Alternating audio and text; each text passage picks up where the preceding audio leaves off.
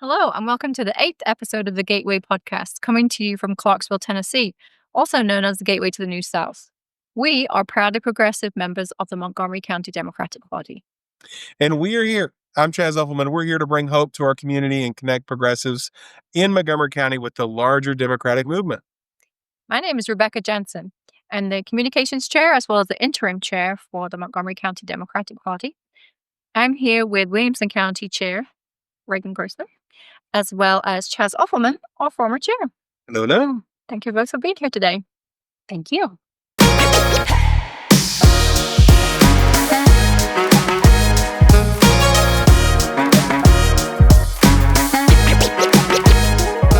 Megan, thanks for coming in to see us today. Absolutely. Yeah, and you came all the way from Williamson County. I did. And that is where you're from, is that right? Yes, I am originally from Williamson County. I was born and raised there. Okay, is that quite rare?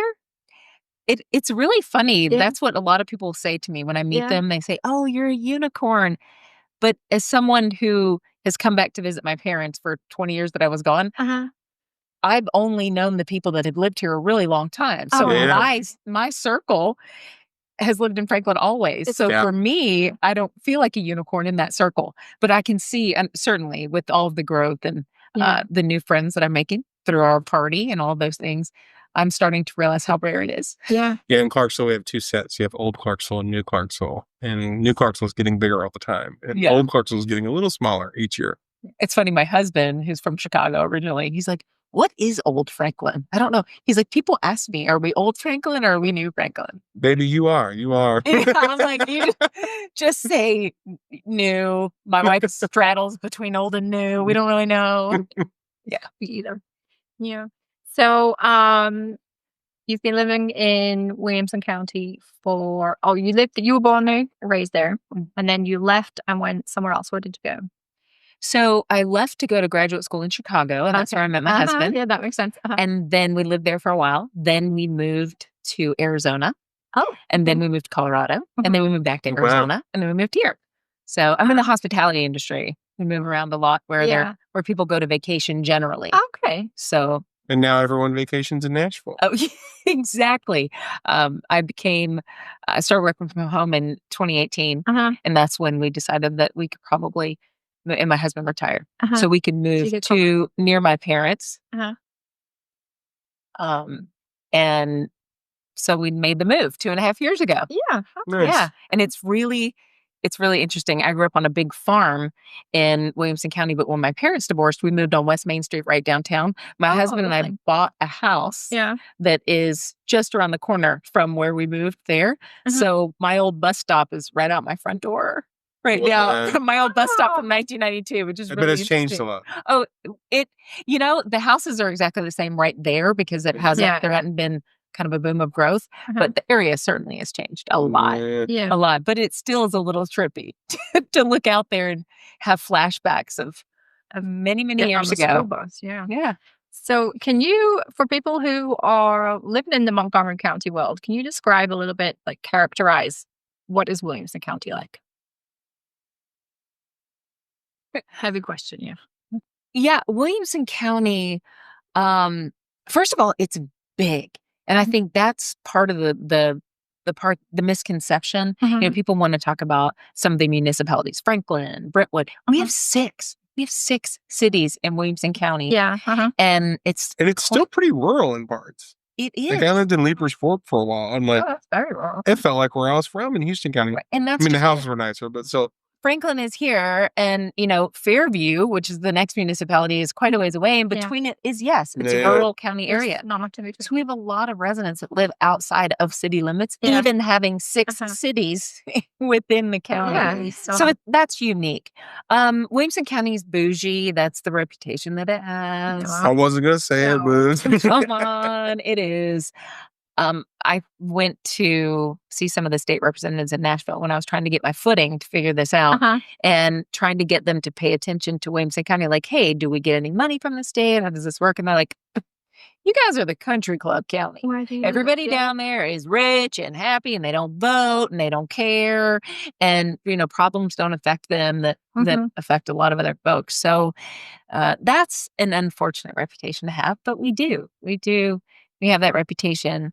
We still have a percentage of folks that are living below the poverty line. There's a lot of people don't realize. Oh, no. Okay. And we, within the county, certainly it's a lot of our minority communities and things like that. And those are, when we do fundraisers, we try to keep those dollars in Williamson County because I think the perception for a lot of people around those giving seasons is, oh, we're going to go help at a food bank in Davidson, or we're going to go do this, we're going to do that. You know, we still have some folks in our community that we definitely need to help. I'm sure housing costs are crazy there, like they are here. Probably worse. Crazy. Yeah. Crazy. Yeah. And the gentrification is moving people further and further out from the kind of the nucleus of the county. Yeah. Which is, I have a love-hate relationship with all of that because you see the good and the bad. Yeah. You know, you see the good. You see places in town that had been run down that are now being brought up and built up and that kind of thing. But you also see some longtime residents that are being pushed further and further because they can't even pay the property taxes anymore. I mean, it's wild. Yeah.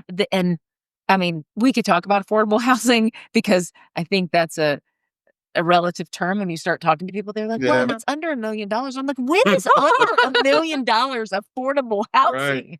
Right. In no world is that affordable housing. Yeah. So, you know, kind of a different, like, separate way of living from the rest of well, here affordable housing doesn't exist. I mean, like a good starter home, $200,000, $250,000 house, there's less than 100 on the market in Montgomery County. Yeah. Everything is $400,000 and over.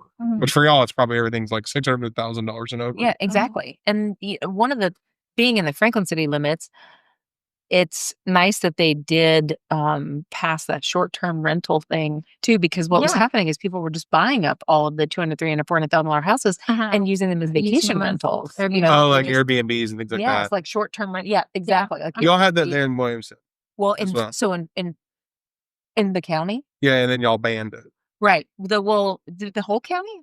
I know Franklin City. I think Franklin city limits. Okay. Right. I don't know. I don't think the whole county because people that live outside the city limits always talk about all the stuff they can get away with. Right. But because there's less codes and things like that. Right. In the city limits of Franklin, they said, no, you have to live on property. So if people have like a apartment above their garage, they could do that because they live in the main house. But some of these smaller homes that have been around, people were renovating them. They're darling little houses and using them as Airbnbs. And the city is like, yeah, no dice, especially because it's now such a touristy Franklin is. Have you all seen a change in your housing since then?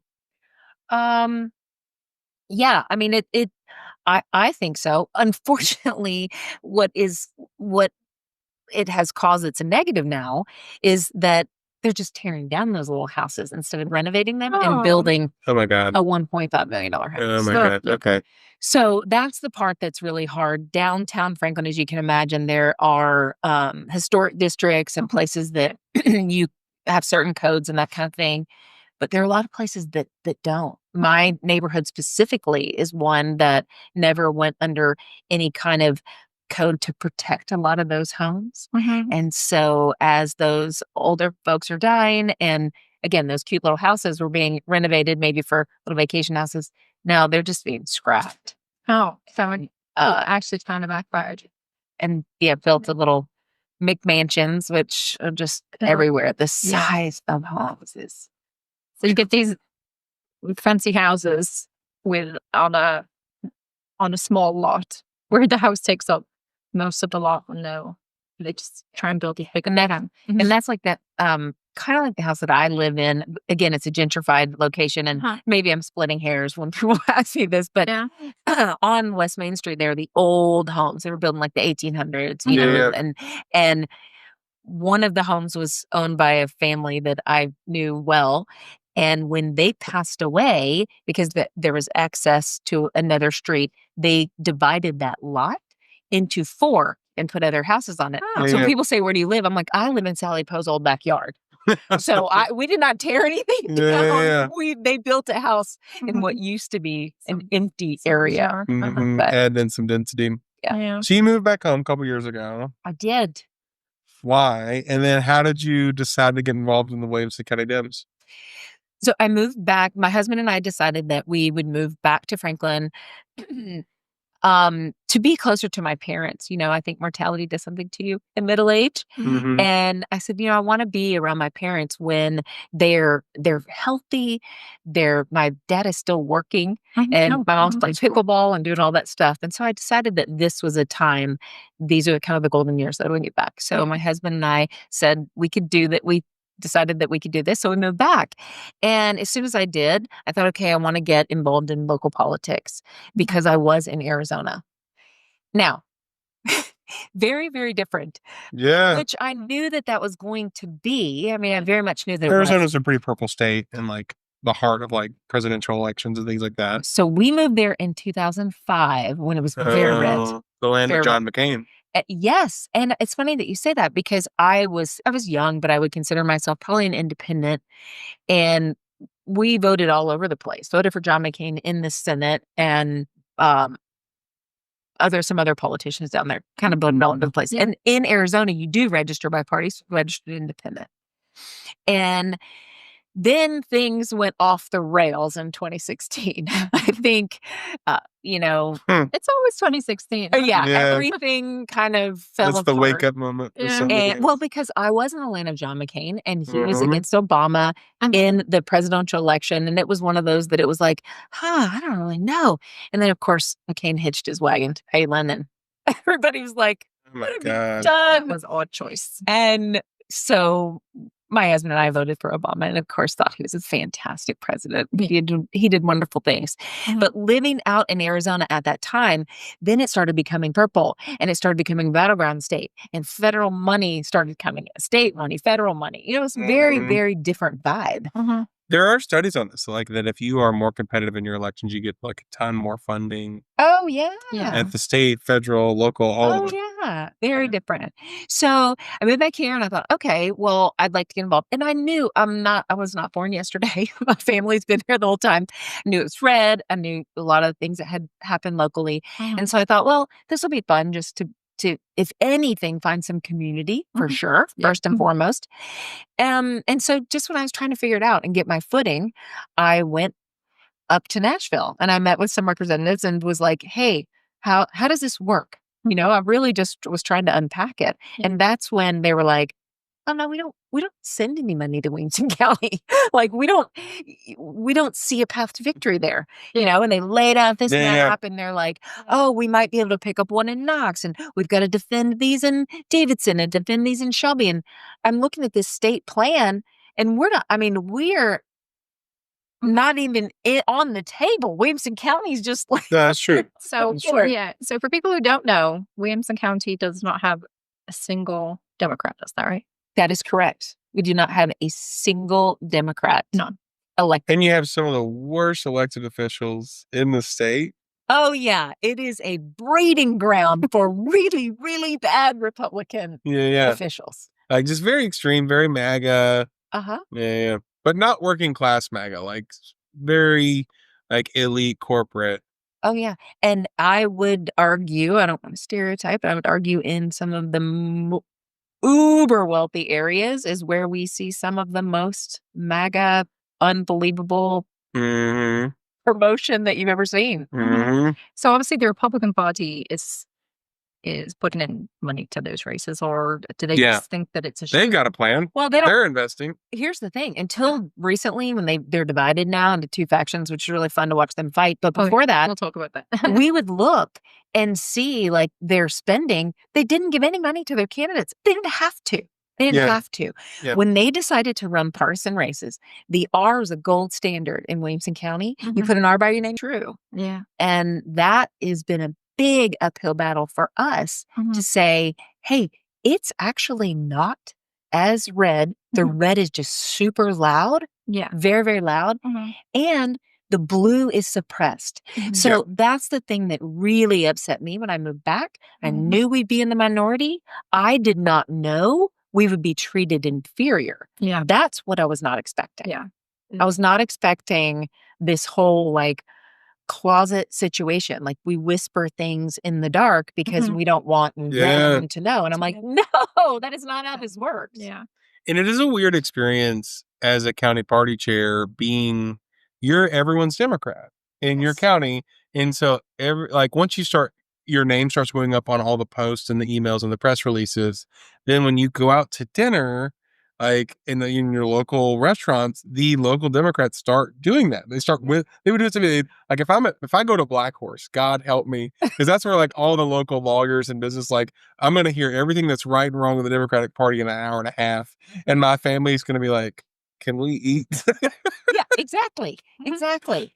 And I have become way more outspoken than I normally have ever been with politics. Yes. I wouldn't say, I'm definitely not one of those people that say I'm not political. I've always been pretty political, but never really wore that on my shirt for everyone else to see. But to your point, I feel like I have to. Yeah. Because I have to be extremely loud, so some of the quieter folks just feel like they can have a voice. Yeah. Like, wow, if she's out there screaming and yelling and wearing her ID Cent shirt and acting crazy, which it's all relative. Nobody's acting crazy. And, just saying things out loud that they agree with, but that they would never say in mixed company. Right.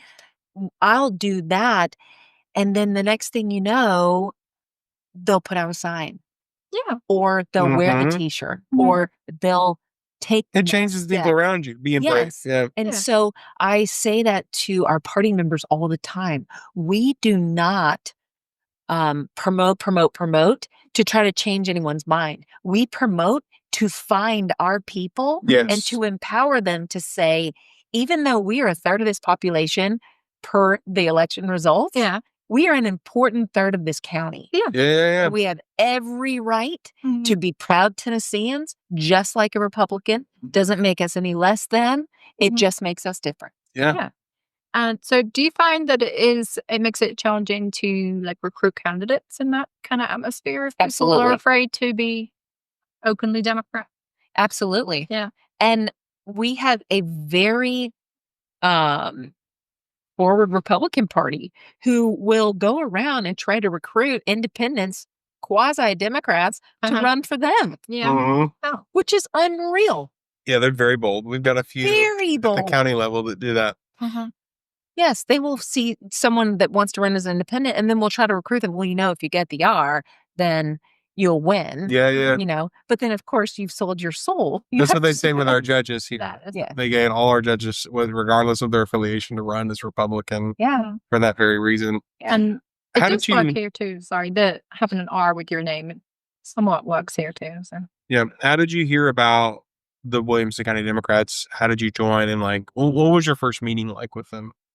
So I moved to town, and there's a lady in town named Damon Rogers, which everyone knows. She is like the Democrat mascot of town. She was born and raised there too. We actually have extremely similar stories, just different times in history. But she was born and raised there, and then she left because her husband was in the military for 30 years, and then she moved back. So we have a lot of things in common and talk about that a lot. But anyway, I moved back to town. I went online and signed up. And I got a call from the chair at the time, or an email from the chair at the time. And she was actually leaving. She was on her way out. The reorg was in like a few weeks. Yeah. She was moving to Florida. But she messaged me and she's like, you need to get hooked up with Damon Rogers. Here's her email. Here's her phone number. And that's how it was. So I met this lady for coffee. Shocked that our paths didn't cross because we knew all the same like old school families that had lived there a long time. And we chatted, and she's like, you need to get involved with us. Come to this reorg. And I was like, okay. And so I told my mom, and mom was like, yeah, I'll go. And we walked in, and I was not even ready. I had lived in Williamson County like a day. Oh, yeah. I was not registered to vote.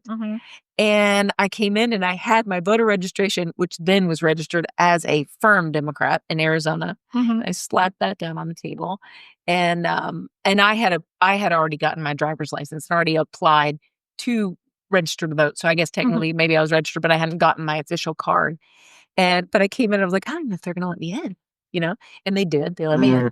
And then, but I couldn't run for anything, which we were doing district captains and all that stuff. And I don't know that I would have jumped in and run. Again, I was just like, all right, how does it Who all are all work? these people? And There's probably more Democrats you've seen in one room. yeah, there's about 100, which Yeah, I was like, well, this is fantastic. Yeah. And then we're trying to play the name game too. You know, my mom's like, well, that lady kept you in the nursery at church over there. You know, we're trying to figure out who different people were. And then like a week later, Damon called and she's like, hey, we want to put you in charge of recruitment. And I'm like, I don't know anyone, like at all. I haven't gone 25 years, and my friend group from then are Republicans. They, you know, this is how do you want me to recruit? And they're like, your mom knows everybody in town. I'm like, well, you didn't ask my mother to do this. You asked me to do this. So So it was a duo. They wanted you to like go to your mom. Yes, yes. It's a family affair. I jumped in with both feet. Said, I'm going to have some help. That's when Jody came on board too. So she has a different story, but around the same time. Yeah. Jody and I got hooked up. I love her. She's amazing. And the two of us just started carving it out. We're like, all right, how do we do this? And we set up a 3-meeting system. We made a candidate packet. We put all of this stuff in the packet for these candidates, and we developed kind of a process.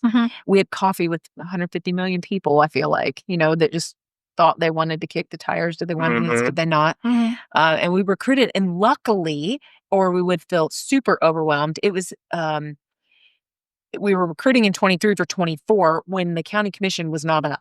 So it was just odd districts of the school board, some state house seats. It was manageable. It was manageable. And we recruited someone in every single seat. And we thought that we had won the lottery. And we did. We worked so hard, and we did, to run somebody in every one of those seats. Fast forward now, 2 years later, I would have done so many things differently than we did then. But at the time, we set what we thought were reasonable goals. We met those goals, continued to grow the party, and continued to build a good system. So that's how, and then the chair quit. And so the vice chair stepped up. And they're like, all right, who's going to be the vice chair? And that became me. So 6 months into the party, I was the vice chair. Wow. So Peggy is the one that stepped up into being chair? Correct. She was the vice chair. Who was the chair before? Deborah Sparks. Oh, okay. Yeah. Brand new. And just been there for about 6 months, I think it was. I don't know. I have to go back and look, because I look back through emails and think like, did this happen? You know, who do I want to blame for whatever? No, I'm just kidding. I'm just kidding. But then I was the vice chair and loved pairing with Peggy as well. I thought between Peggy's so cool. Peggy's awesome. And we had a lot of conversations headed towards the reorg. Yeah. And like Peggy, I thought she can do it again. And I love to sit second seat.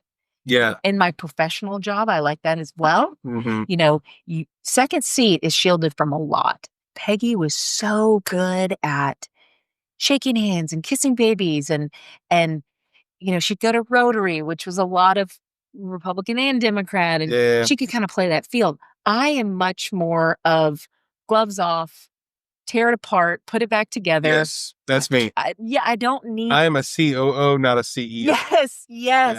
Yes. So very much I like to be part of the operation. But when she made the final decision that she wasn't going to do it, I said, okay, well, I'm out also, unless we'll see who runs for chair. And if it's not somebody that I think I can work behind, we'll see. And there was a handful of people that we thought might be a little bit interested. And I was like, that we all kind of agreed, a lot of us, that would not work for what we had built. So I feel bad, because I had said to a bunch of people, I'm like, I'm not doing this, I'm not doing this, I'm not doing this. And I'm not one of those people typically. And then of course, here I am doing it. Everybody's like, you said that you weren't going to. Oh. But I thought it was really important, you know, and of all the things, the school board has me more interested than anything, because my dad still works. Both of my teachers are Williamson County school teachers. Both of your parents were teachers? Yes, what did I say? Both of your teachers were teachers? No, both of my teachers are teachers. I'm glad your teachers are teachers. My teachers were teachers. Both of my parents were Williamson County school teachers. My dad still teaches. Oh, wow. Yes. Okay. Yeah. So it is important. It's important to me that also I went through the Williamson County school system. I think I got an excellent education. It prepared me to go on to have college, really good public schools there. and it prepared me for the world outside of Williamson County. Yeah. And moving back, we are not preparing kids for the world outside of Williamson County. They want to stay there for their whole lives and have a small lens and not be taught certain things. Then what they're doing to the school board right now, okay, you're equipped. You're giving those kids a rule book of how to be a Williamson County Republican for the rest of their life. But, and that's really the what I think a lot of Republicans miss is they want to make gay people disappear. They want to make Black history, Black folks, their narrative disappear from our schools. That scares them, and they feel like exposing their kids to it. All right, well, do you want your kids exposed to like the diversity of our world in a safe learning environment with a teacher that you know and trust, and with kids that your kid has grown up with, or do you want them exposed to it out in the workplace for the first time and they're ill-equipped for their first job, or in a college classroom? Like, wouldn't you want it to be? Because this is going to hit. You're like, unless you're going to live on a commune with people of your exact same religion and exact same racial identity, which some people are doing that, and that's bad too. But and I think that's what they want, Yeah. Grow up in Williamson County. They go to some SEC school or some private religious college nearby, and then they come back to Williamson County. Yeah. And they feel like they're equipped to tackle the world. They just grow into the role that is already made for them. Yeah, take one of those kids, put them in a college in New York, or, it doesn't even have to be that big. It can just be Ohio. The kids are going to be like, wait a minute, what is all of this? Yeah. I don't know. And I think what hurts the worst is that I know for sure it didn't used to be that way. Right. So it's gone backwards. Yeah. Yeah. We're trying to go backwards fast. Yeah. Especially on schools. Yes. And just like this, I feel like there's now a strain in the Republican Party side of this, of how they feel about schools, that is very much like, we want to be in charge of the schools because the schools are messing up every day. And I went to school, I'm not that far removed from it. Like, I graduated in 2012. So like 2000 to 2012 was when I was there. And it felt like parents wanted to be partners in education. And now it feels like, and I think there still are those parents out there, and most parents are like that, but you have this strain where they're just like angry at public schools and they want to take a sledgehammer to them. And that feels like our fight of today is stopping these folks and some of them don't even have kids. They just want to take a sledgehammer to our schools because they see them as a fundamental threat. Yes. And like, I don't know how they got there. I really don't know how they got to thinking public school teachers and lunch ladies and school bus drivers are the biggest threat to our society. I know it's a weird situation to be in. Yeah. Like, as a parent with kids in school, sometimes my kids have had teachers that will have Republican talking points in school. Yeah. And so fortunately my kids were old enough to be like, that's weird. I'm not gonna listen to that or whatever. But teachers can be influential. So I think they, on the one hand, as a strategy, they're maybe right. If they can control education, they can control the future, right? Yeah. But we have to push back against that. And I think we were saying that school boards didn't used to be part of that, and now they are. So that is a big part of it, is that we have people on our school boards who are not interested in having a fair and free public school system. Like, we have that here. We have people on our school board who actively do not support public schools. Same. Yeah. Or they say with their mouth that they support public schools, but their actions would say something. Or they want to fix something. They want to be on the board so they can fix the public schools. I'm like, the public schools are not broken. Even 100 years ago when I was in elementary school in Williamson County, it has always been known, Williamson County, that was the crown jewel of the county, was the school board. Yeah. People would say, we can afford it. We're going to move to Williamson County because of the school system. Because of the school system is a good system. And that has been, that helped with property values. That helped with all kinds of things. Yeah. The minute they made that partisan, that they knew that they could, or made it an option that it could be. And of course, the Republicans jumped all over it. And what year was that? 22. 22. Okay. So with the redistricting and the census in 21, then Tennessee passed a law that said that you could, it's not mandatory, but that you could run your county level school boards as a partisan. And of course, immediately they were like, yes, we want to do this. Want to do that, yeah. And it worked beautifully for them. You know, that year we had a lot of people that wanted to stay as independents. They wanted to run as an independent because they felt like we shouldn't be doing this. And then we had a handful of Democrats that ran, and then all Republicans. It was a sweep for the Republicans, a sweep across the board for the school board. They know that now putting an R on there guarantees them that race. And it's infuriating to watch because at the state level, I went and heard one of our state representatives speak, and he said something about, this was before our general election. He said, well, when we were trying to get vouchers passed, and he's like, well, when the school board passes the vouchers, da-da-da-da. And we were like, wait a minute, why do you think the school board's going to pass? And he's like, they're going to. They're all Republican. They're all going to win. They'd won their, the primaries, I think, had been over at that point or whatever. And he's like, no Democrat's going to win, no independent's going to win. And he had reason to believe that because the 2 years prior, sweeping. No one, And guess what? They did it again. And we ran some good school board candidates and ran them hard and had some independents. One was an incumbent.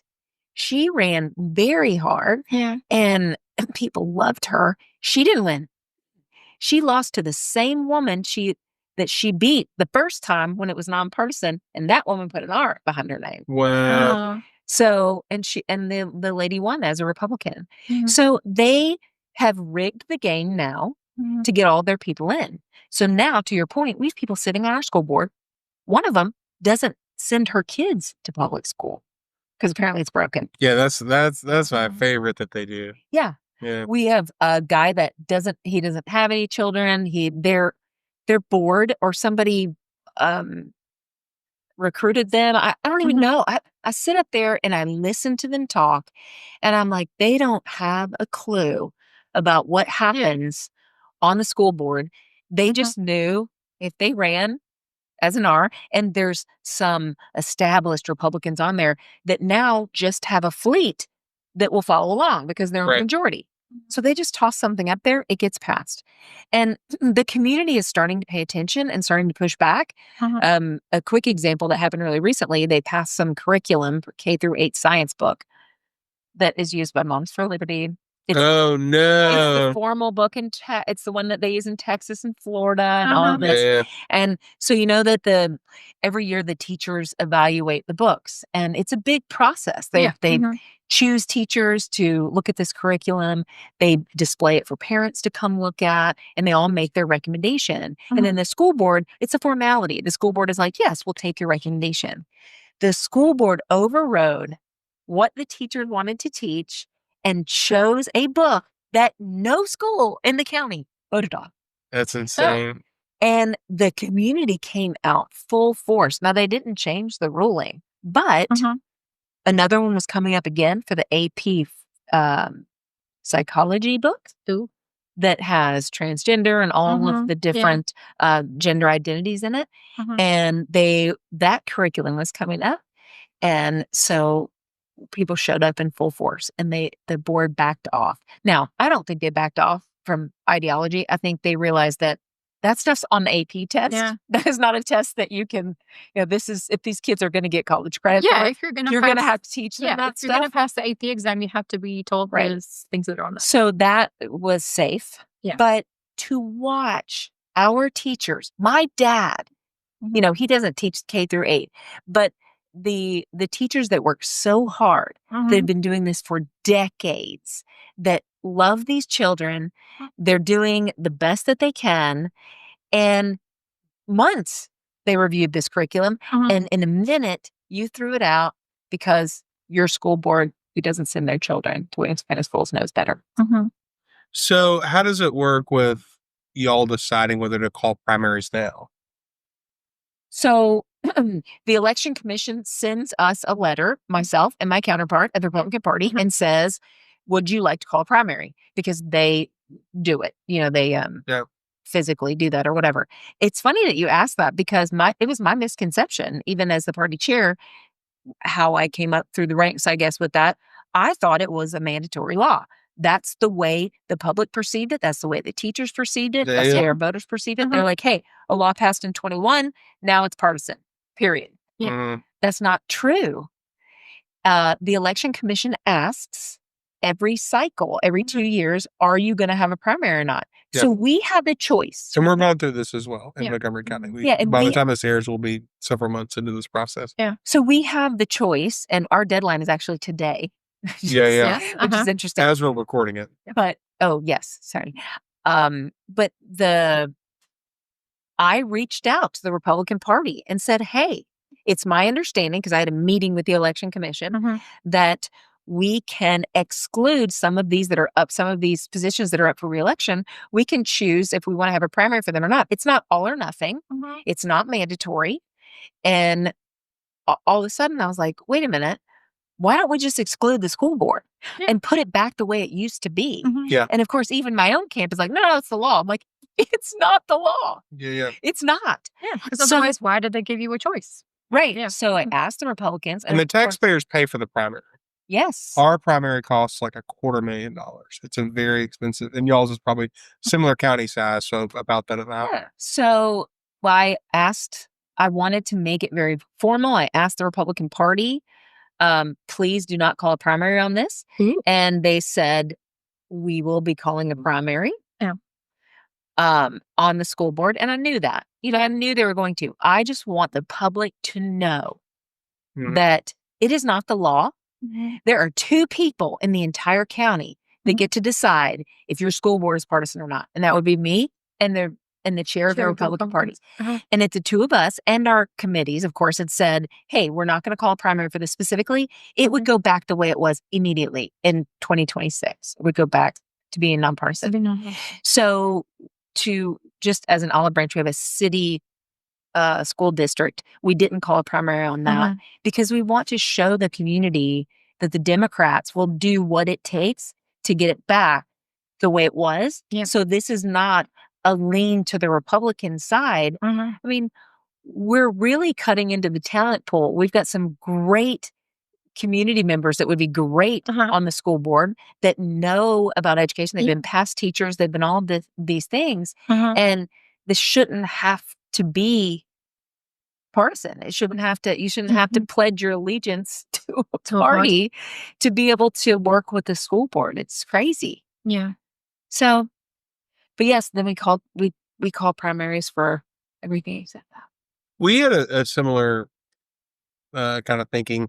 We've had good luck with school board. We've won 3 out of 7 seats, and pretty good luck with county commission.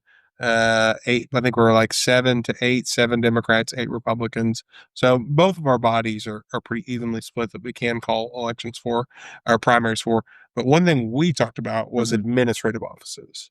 We do not think that having like register of deeds or county clerk or trustee, these offices that have a very narrow scope could have a very partisan edge to them.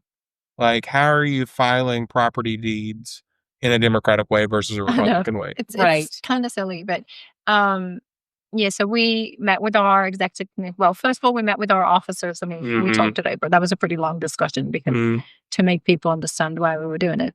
And then after our officers had agreed, we took it to our executive committee. We had a vote. We actually had a roll call vote, and people you just were with the decision to not call for those positions that we didn't feel should be partisan. Because like Jess said, that how do you register deeds in her?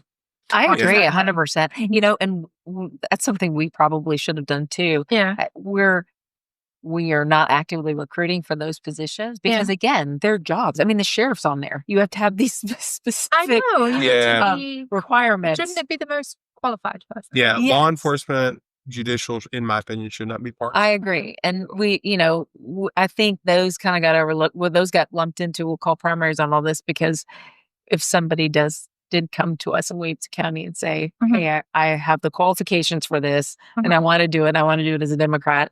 Okay. That's something that we certainly would be okay for them to do. But this is Williamson County. We have no Democrats elected in the entire county. Thinking of a register of deeds is like a dream world for me. We are hyper focused on school board, county commission. Coming into 26, we have every seat up on our county commission. And you are thinking about it the right way. Y'all are doing the recruitment early and doing all the things you need to do to like put in a strong campaign and figure out where you can win. Because each district's a little different. So you do have a better chance at flipping some seats than others. Yeah. Yeah, we're trying to stack the deck in our favor as best we can. The last cycle, we had I told you the first year, all Republicans took all the seats. And in this last 2024, an independent got elected to the school board. And the Republicans lost their mind because, I think you look at her again, it's a state where we don't register by party, but you can look and you can see that she's probably pretty much a Democrat. Yeah. And they lost their minds. And I told the members in our party, just wait till we get a Democrat elected. Yeah. Like, if they're losing their mind now, batten down the hatches. But whatever. They can have that reaction. That's fine. Oh, I want nothing more. I mean, we love it when they are mad. Yeah. Well, I'm sure I don't know if you heard the expression. I use it a lot, certainly with our members, probably more than they are sick of hearing it. But first they make fun of you, first they dismiss you, then they laugh at you, then they fight you, then you win. Yeah. And I told them, guys, right now we're living between dismissing and laughing. They have to want to fight us. Like just now, the Republican Party is starting to throw my name around and slander things and talk about these wild conspiracy theories about me working, get paid by some of these other Republicans, all these crazy things. Yeah. And people will text me like, oh, I'm so sorry to see what's happening, on Facebook or Instagram. Yeah. I'm like, guys, this is the space we need to be in. Yeah. You're taking a first. To be a threat, we need to be taken seriously. They need to be mad. They need to be I feel mad. like that's where we were about 3 years ago. We really transitioned from being not a very viable entity to like something they're like, oh, we need to start stepping up too. Yeah. And they have stepped up. Their like website and their logos sometimes will look almost exactly like ours as we roll out different things. Yeah. Yeah, it does look a little bit like ours. Well, we got a big thing right now, right? What's the big thing? Our big thing that we're changing our branding? No, with our two county parties in the political space right now. Yeah. TN7. Yes. We're just running out of time there, but we are running the primary for the special election, so that's going to get a lot of attention. It's really cool. So we have to kind of use it to get the Democratic Party, more visible in our county, which is always a big problem when you're in such a heavily dominated and traditional Republican area like it is here and in Williamson County, as well as you have to let people know that Democrats are here. And the primary is going to be very useful for them. Yeah. So y'all are ramping up? Oh, yeah. I canvassed yesterday. But we're getting out there. And it's my understanding, too, I think we're, because our counties are about the same size, that the candidates need kind of the same amount of votes out of both of our counties, too, like around that. I know it's made up of 14 counties, is that right? Something like that. 14 counties. Big district. So, but the balance of those will come out of a third of Davidson, Williamson, and Montgomery. At least that's what some of the candidates have shared with me and some of their numbers. So yes, it's an arms race to see who can get their people out. Yes, and there is a challenge. Your guys always issued a challenge, right? Yes. So tell us about that.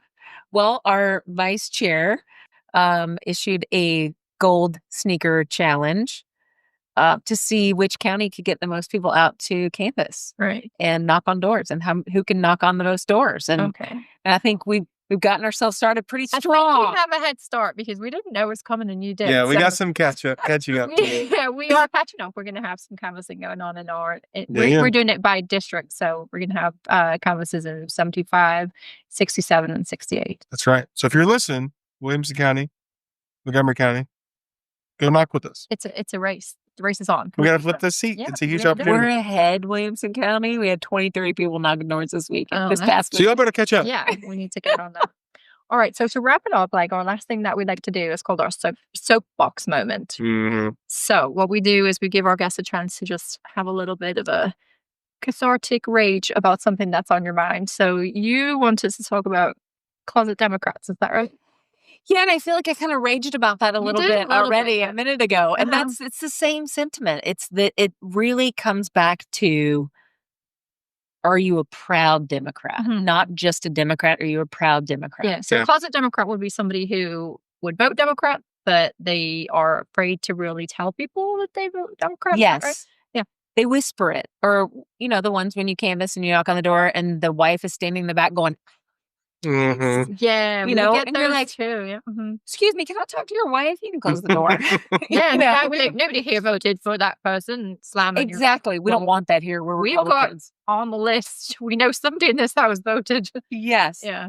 But that's probably the hardest thing in social settings that are not political at all.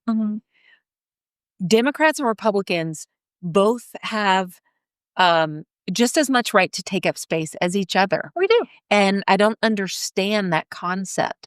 When I moved back to town, I was at a neighborhood party and some big jerk was yelling about very positive things about Trump and Republican things. And I just turned around and said, I am a Democrat, so I will not agree with any of this. Sorry. And I got shushed. The lady standing next to me bumped my arm and shushed me. And I went, what? And she goes, you can't say Democrat out here in all of Oh my God. And I went, wait a minute. This is an inappropriate conversation. Yeah. But I was the one that made everyone uncomfortable because I said something and it caused the friction. And so I tell this story to a lot of our members to say, look, even if all you say is, let's agree to disagree, say something. Yes. Because being silent lets everyone in that room, it gives that guy that was talking about that the authority or the notion that everyone agrees with him. Yeah. Or if they don't agree with him, because they're smart, they know not everybody does, the other people are too sheepish to say anything about it. Yeah. So to shut those folks down, to bring those social settings back to neutral, we can't stand for that. You have to know someone in that room doesn't agree with you and is going to say, please stop making me feel uncomfortable in so many words. Yeah. And that encourages other people to also do it. Right. Yeah. The only system worse than the two-party system is a one-party system. And that's what we're creating when we're hiding like that. Yeah. Like, at the very least, give folks another option. You existing in your social setting, at your church, in your community, as a Democrat, lets folks know that, like, oh, there's people like me out there. Yes. Yeah, we shouldn't have to be ashamed of that or afraid. Not at all.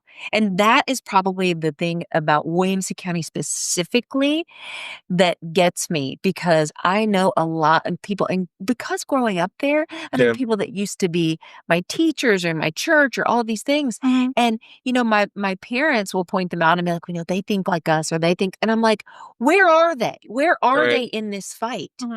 Well, when I have one-on-one conversations with them, you know what they say to me? I really wish you would put your time and energy in something else, because, Democrats can't win here. And I thought, it's because the established Democrats in this area lost a foothold and have watched this other party take over, and they want to keep the peace because they love the area. They've lived there a long time. These people Also, know exactly who I'm talking to. They lost, so they think that you're going to lose too. Yeah. Yes. Like that it's And so there's some ego to that. Like, Yeah. well, you shouldn't even try. I already lost it. If I can't win it, you can't win it. Yeah. And, maybe that's the case, but you can't win if you don't try. Yep. And I am not willing to throw in the towel. I'm not willing to play nice. I mean, I have to choose my words carefully, because I'm not asking anyone to pick a fight with their neighbor. Yeah. Not at all. I'm not asking you to do that. Just exist. Don't be controversial. Yeah. But when the other side takes a stance that they're superior in some way, make sure they know that is not okay. Yeah. Yeah. That's right. Well, thank you for this. Yeah, absolutely. It's been interesting. Thanks for having me. I really appreciate it. I am envious of Montgomery County. you all have Democrats elected, and I want to know what the secret sauce is. So I know we've spent a lot of time talking and discussing numbers and what we can do to get voters out and what we can do with recruiting candidates. I know there is a space for that. There are a lot of Democrats in Williamson County, almost 50,000, according to the last presidential election, and we need some representation. Yeah. Even if it's just a school board representative, we definitely need some representation. So to have zero is disheartening. But if you guys can do it, we can do it. That's right. And you're heading in the right direction. It's hard work, but you can get there. Yeah. Well, great. Well, thank you for joining us online today. As usual, if you have any questions for us, the Montgomery County Democratic Party, you can email us at officers@mcntp.org. And if you need information about running for office or being part of the party, you can go to our website, which is mctndp.org. So, Ragan, if somebody wants to get in contact with you, how do they do that? Probably going to our website is the best option as well. WCDPTN.org. Okay, WCTND.org. Yes, the Williamson County Democratic Party. Yes. Okay, cool. And so as usual, always like and subscribe and comment on our posts on our Instagram or any of the social medias that you see, and comment on our YouTube here, because that gets us more attention out in the land of YouTube. All right, thanks for joining us.